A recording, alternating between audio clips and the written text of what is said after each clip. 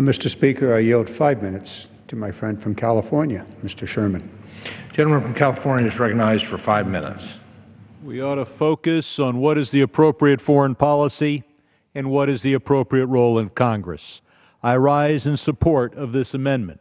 In fact, the amendment is quite similar to the Free Syria Act, which was introduced by several of us under the leadership of Eliot Engel a year and a half ago. That approach of vetting appropriate Syrian forces and providing training was a good but difficult policy then. It is a good and even more difficult policy now. We have to vet those we train, and it should only be certain elements of the Free Syria Army that we should only cooperate with those who are not only going to stand up for the Sunni majority, but protect the Christian and Alawite minorities. And we have to arm only those who are strong enough and careful enough not to lose the weapons we give them to more extremist forces. This arming of the Syrian rebels is part of an overall plan that will include American military action. There's general agreement on no boots on the ground, or at least no boots on the front lines. But let us speak honestly to the American people.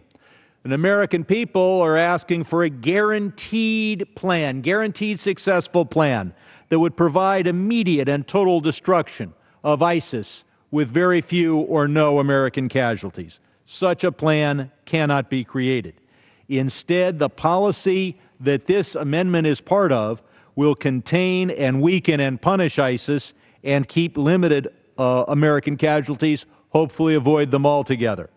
We should remember that the enemies of ISIS are nearly as evil and probably more dangerous than ISIS itself.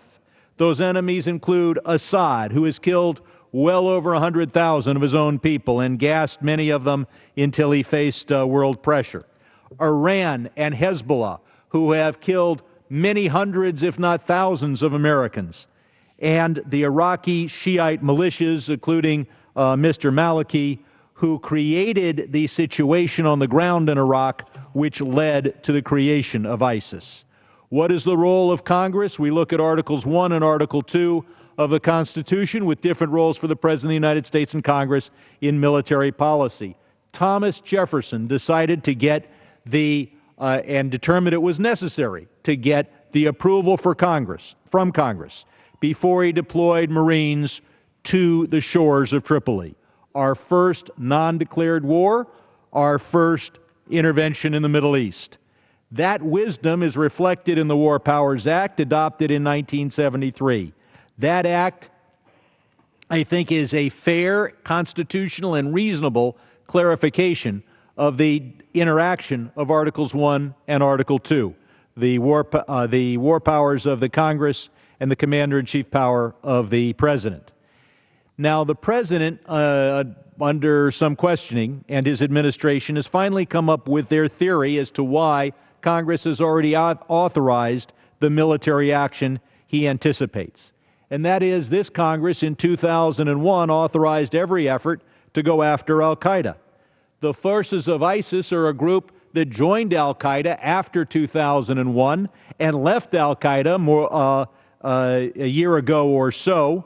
But does this mean you can't leave al-Qaeda, or are you always part of al-Qaeda? Do we have several al-Qaedas? How many angels can dance on the head of a pin? The President's authority to engage in this war is questionable. That the fact that he is stretching the 2001 War Powers Act resolution is not commendable. But this Congress has also failed to play its role. We wrote a resolution in 2001. Instead of revising it, we leave it there. And then some of us are upset that the President stretches it or applies it to circumstances not then anticipated.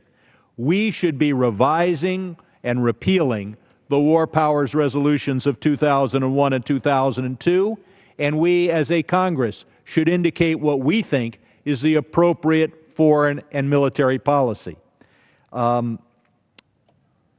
But instead, we do focus on only the narrowest part of the President's policy. In doing so, we join with several administrations in being part of the multi-decade decline in the role of Congress.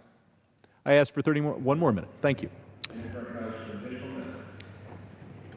By our failure to repeal and replace the War Powers Acts that now no longer, the War Power Acts resolution, which no longer fit current circumstances, we are complicit with many administrations in the multi-decade decline in the role of this Congress in shaping American foreign policy. I look forward to restoring the balance provided by our founders, to following the policies followed in the Jefferson administration, in following the War Powers Act, and in crafting a resolution applicable to today's circumstances, rather than abdicating our responsibility and sitting back as the President stretches words that were never intended to apply to the situation we face in Iraq today. I yield back. Gentleman yields back. Chairman McKeon.